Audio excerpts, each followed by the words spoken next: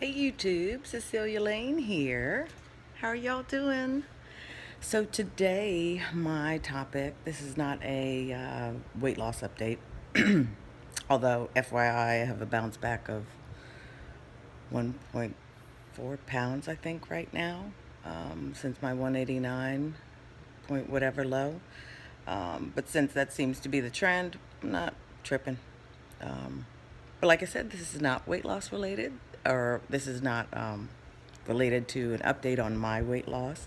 This is just about weight loss surgery in general. So today's topic is WLS and haters. Yeah, the haters. This really has to do with the haters, and then in addition to that, just the changes that go on in your relationships as you progress in your weight loss journey. Um, the changes that happen within inside of you, and then as well as externally, and how those around you react to that and respond to that. So, first, I think I'll start with the haters. We love the haters. You know what? The haters need our sympathy. That's how I want to start this out. Feel sorry for them.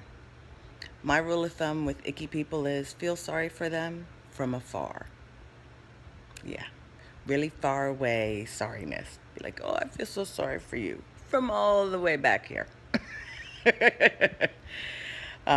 Yeah, they do deserve our pity.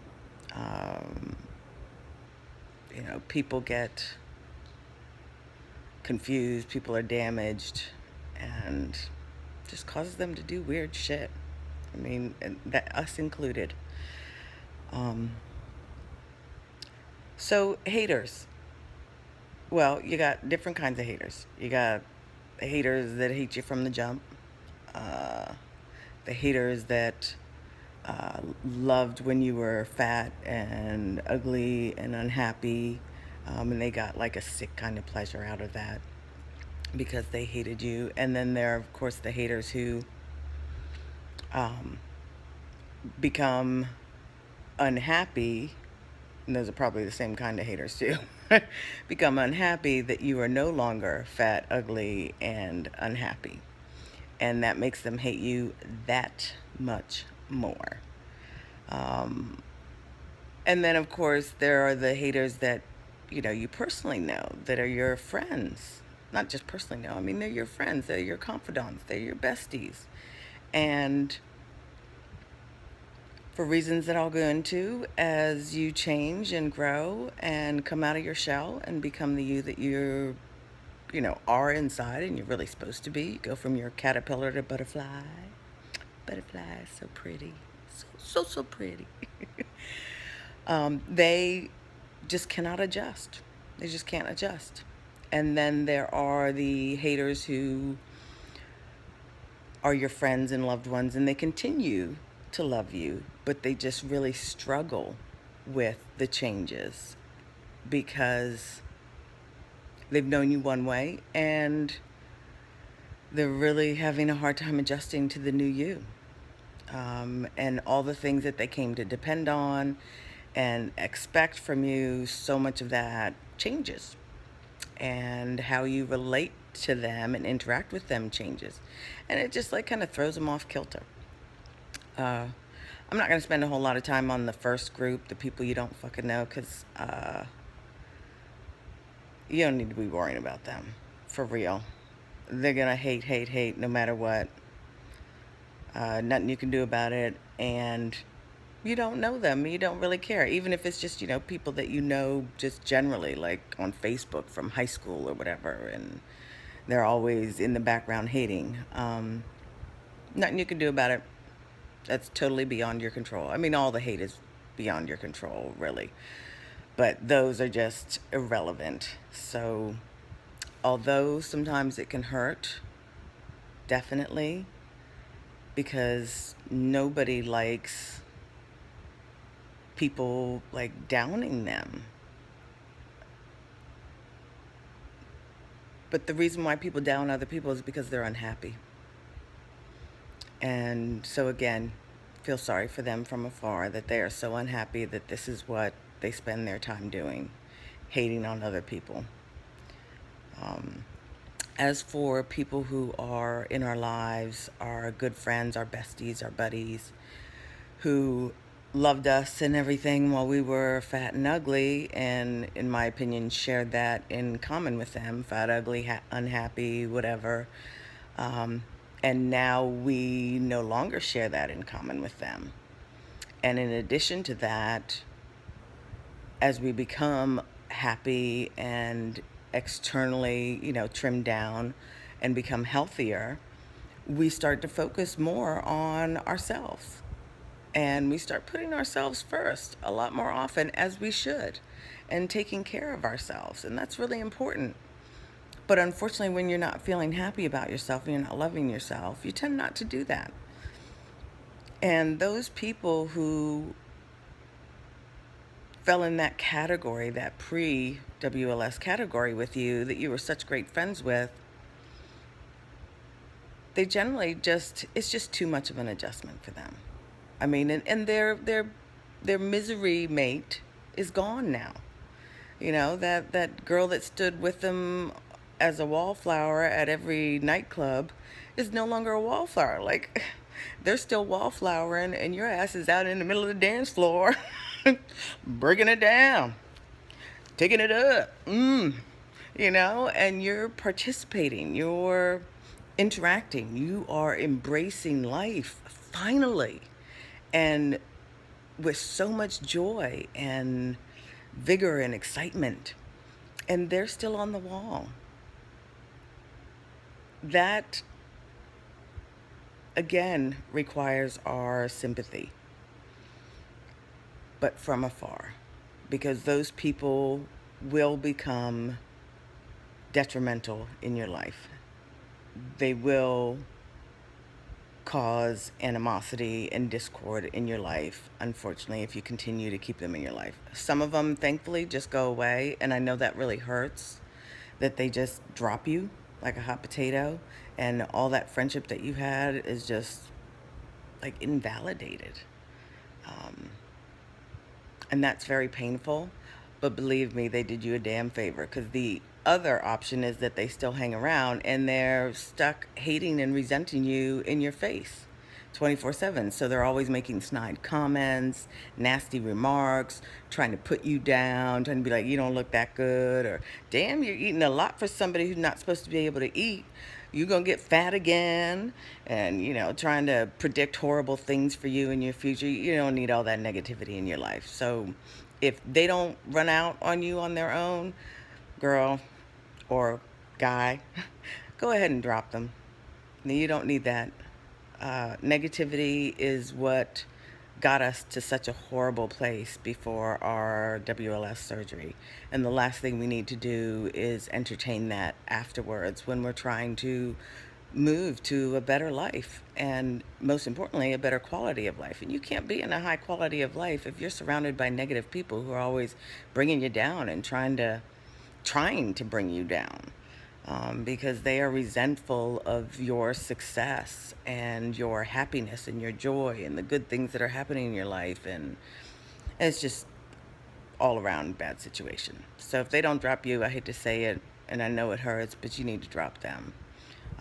You can try and, put the crack down on them, whap that, whap, whap, crack that whip. Your mind is like thinking too many words at one time. By the time you go to say it, you're like, okay. Yeah, that was me just then. You need to crack that whip. Pa-chow! Pa-chow! That's right. Crack that whip on them and tell them, hey, you need to cut this shit out, or we're not going to be able to be friends. And you can give them that opportunity, tell them what's going on, inform them, tell them how you feel, and make them aware of your new boundaries. And hopefully they'll respond to that. Unfortunately, though, most don't, and it doesn't change anything, and you got to cut them loose. The last category are the people that love you before and after, but just have the natural. This is not like the resentful, mean hate. This is just the like jelly. I'm a little jelly. Or now everything about how we're related to each other is totally different. So I guess first I'll go with the jelly of the people that you love that are really important in your life and who still continue to love you even afterwards, even though they're struggling with the change. Um, for those people, like I said, I think it's totally natural. I mean, everybody goes through it. I go through it with people myself, with work, and I'm working so hard, and yet, I can't seem to find another job. And then friends of mine who have, less skills, less experience, are just, clocking jobs left and right and being hired right away. And the struggle is nothing like that for them. And it makes me then, question and doubt myself and feel jelly that they're getting recognized and I'm not, but I'm working just as hard, and that hurts. That makes you very confused, and it hurts. And so, just like that, people who really love you, um, it's not that they're not happy for you. It's just they would like it to happen to them too. They would love to be in your shoes, to have the money to do what you did, to have the kind of insurance that you have that allowed you to do it, to have the dedication that you muster up after you get the surgery to do what you need to do, eat the right foods and exercise and do your protein and water and all those things, and become more dedicated in terms of that and more proactive in your health and in your self-improvement and all of those things. And it also takes you to a higher level in terms of your emotional development after you have the surgery, because it forces you to start, even if you don't address them, to start seeing issues and becoming aware of issues that previously you hid behind, the food and the weight and all these things. And it's like suddenly all those issues just start smacking you in the face, smacking you all around. Bam. And you can still choose to ignore them after that. But I mean, just the fact that you are now aware and recognizing and seeing is elevating you emotionally and mentally right there. So you go through all these amazing changes physically and mentally, and it changes how you behave, how you interact. It changes how you feel about yourself, your self-respect. Suddenly you put up barriers and you set boundaries that you had never set before. You're no longer a doormat. You're asserting yourself. You're trusting in yourself and your instincts and following those rather than listening to all the nonsense other people are telling you. And you're distinguishing the nonsense from the real help. Whereas before you're just kind of like going along because you just felt lost.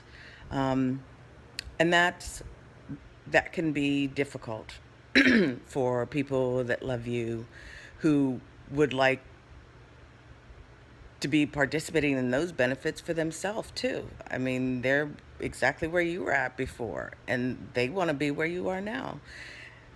So for them, that's not, feel sorry for them at arm's length. That's be empathetic. Have empathy, which means you know what it's like to be there.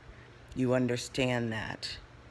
Okay? And so you are kind and gracious in the way that you handle and deal with them. You don't flaunt your weight loss or your successes. You don't say things try and make them feel bad. You don't tell them how easy it would be if they do it, or make them feel like a loser because they're still struggling or anything like that. You incorporate humility and love and empathy and kindness and gentleness and generosity in how you interact with them, so that they can have time to adjust.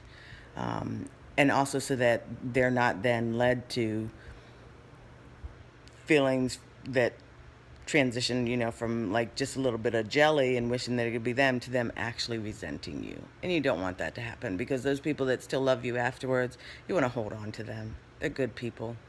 And people who really, truly love you, they're hard to come by, but nobody's perfect. And you can't help feeling how you feel. And whether a feeling is good or bad doesn't invalidate it at all. Every feeling is valid, every feeling is important, and it should be taken seriously. The last category are the people who aren't necessarily jelly, that love you and love you before and after, but they are just really struggling with the changes. Perfect example is spouses, specifically my spouse. Even though it's been 6 years, he still struggles. You know, when we got together 20 years ago, my whole world revolved around him.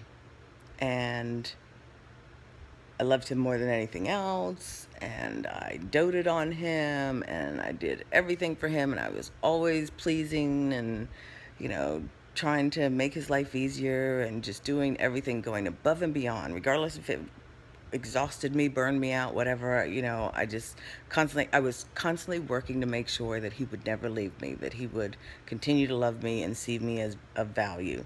And the best way to see that I felt for him to see me as valuable was to overcompensate by doing way too much for him. Well, not his fault, but he got used to that.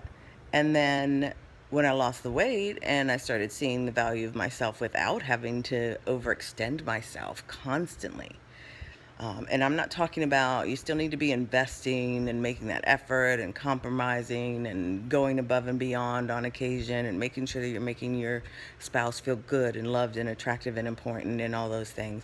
I'm just talking about going way out on a limb, overextending yourself constantly. And you're always compromising. It's always you that gets the short end of the stick and things like that. And I know plenty of you are going to understand exactly what I'm saying. And that's how I was before. And then after I had the surgery and started to get closer and closer to goal, those things started to change. And I saw that, or I started to realize that I shouldn't have to do all that. And not only that, he should be doing a little more work. Like, you need to be working it out a little. You need to be working for this. It's great that I'm working for that, but how about a little work for this? Like, you know, the scale a little uneven. I know part of it's my fault, but damn, you know, can you make a little more effort? And so I started becoming more vocal about saying, hey, I don't like it when you talk to me like that. It's not okay. I don't like that tone you used. I don't like that you say this. I don't like you to say that. I don't like when you behave like this. I don't like this. You know, I just started speaking up and I started standing up for myself. And no longer did I feel like if he left me, the barrier that comes from being overweight is not there for him.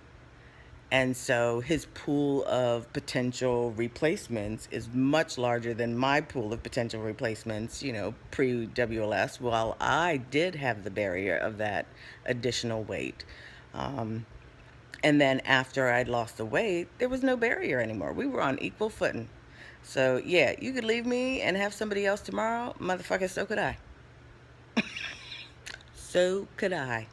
So we both got to work for this. We both got to do what we got to do, and we got to cherish and treasure this. And that was a huge change for him. In addition to that, because I became less dependent on him and more independent, and I trusted in my instincts, and I felt stronger, and, you know, I believed in myself, and potential became reality and not just potential. I started spending more and more time by myself and enjoying that because I liked myself. I enjoyed my own company, so I didn't have to be up under him 24/7 anymore, and I wasn't dependent on him for every feeling. And, you know, if something went on and he upset me or whatever, or we had some bad thing, it didn't ruin my day anymore. Couldn't wait to go to work and not have to think about that shit, so I could have a good time, be the happy person that I really am, and not deal with, you know, whatever nonsense was going on right then. Just get a little respite from it, and then go back home and, you know, deal with it and address it and finish it up. And all of that stuff, you know, huge changes in terms of him. So suddenly, everything that he had known and expected because of me and my behaviors. So this wasn't on his own. This was as a result of me and my actions that he had come to know and expect certain things. All of that got just completely turned upside down. And suddenly, everything that not everything, but all these things that he had loved about me and loved about our relationship were suddenly disappearing. Just poof, poof, poof. You know, dinner every night, poof, make your own damn dinner. You can do it. You know, I'm going to, whatever you want to do, whatever you're in the mood for, or whatever, yeah, sure, we'll do that. Fuck what I want. Poof, gone. No, I'm not in the mood for that. I don't want to do that. That's not what I feel like.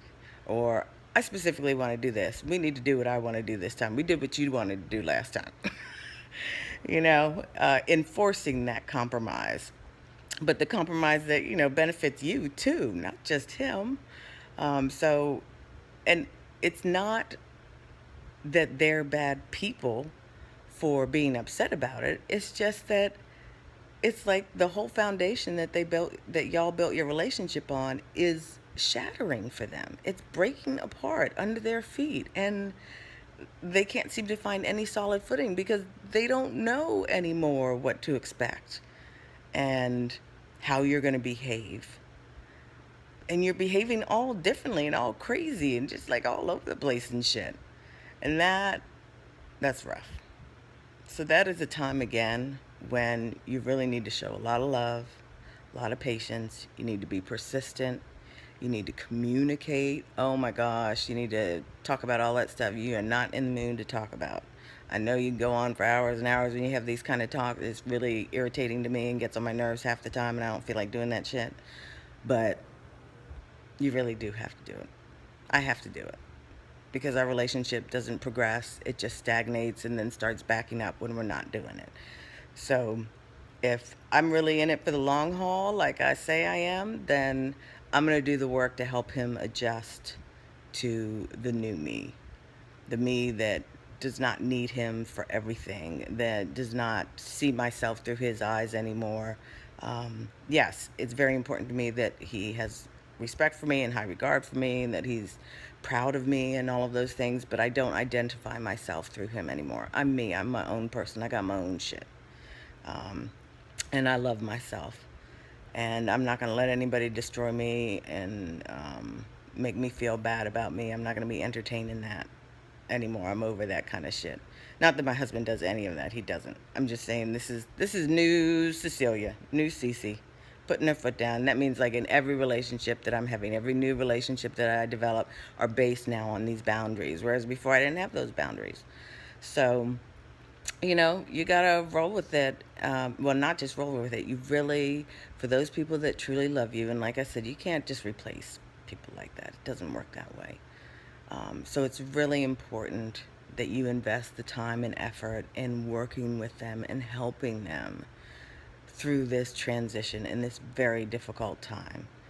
Because put yourself in their shoes. If everything about your relationship that you had known with your husband, your spouse, suddenly started changing, and I mean suddenly, not just started changing, like it just, everything changed. Just poof, like right there in 2 seconds flat, you would be like, what the fuck? What? Like, what am I supposed to do now? Like, the hell is going on? Do you still love me? um, so it's really an important time with those people who truly love you, who are just struggling, for you to be as kind and thoughtful and considerate and to kind of slow down a little and make sure that you are compromising. You know, it's great to stand up for yourself and it's great to assert yourself. And I learned how to do that really well. And now that I did that, now I'm working on my humility and I'm working on compromising more.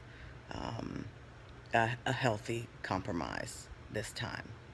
But just like, you know, spouses train each other in the beginning to be a certain way, now it's like we're going through it all over again. And now we have to retrain each other about our expectations and what we really need. And there were things that I was giving him that he needed before that, you know, potentially I'm not giving him anymore. And it's important that he expresses to me. I still need those things.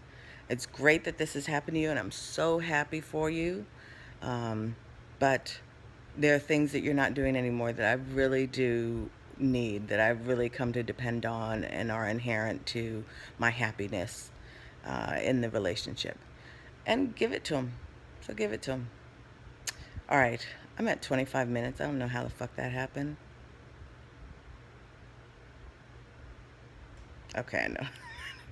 I know how that happened. I was talking. Well, I hope that this was helpful to everybody. These are, the kind of things to be going on in my head, especially when I watch other people's videos. I love like the enlightenment that I get. I just get so much great information from you guys in your videos and your Instagram feeds and Facebook and everything. And that's what, causes me to come up with a topic or something personally that I'm going on with. I just want to share and talk about it with y'all. So, which means, of course, comment, because I want to talk. Obviously, 25 minutes and 44 fucking seconds. What the hell? Like if you liked the video, and subscribe if you haven't subscribed so you don't miss a moment of the nut named Cecilia. All right, YouTube, I love you all so much. I hope you have a beautiful and blessed day. Oh my gosh, you all deserve it so much. You work so hard, and I just really wish the best for everybody. Okay? All right, YouTube, check you later.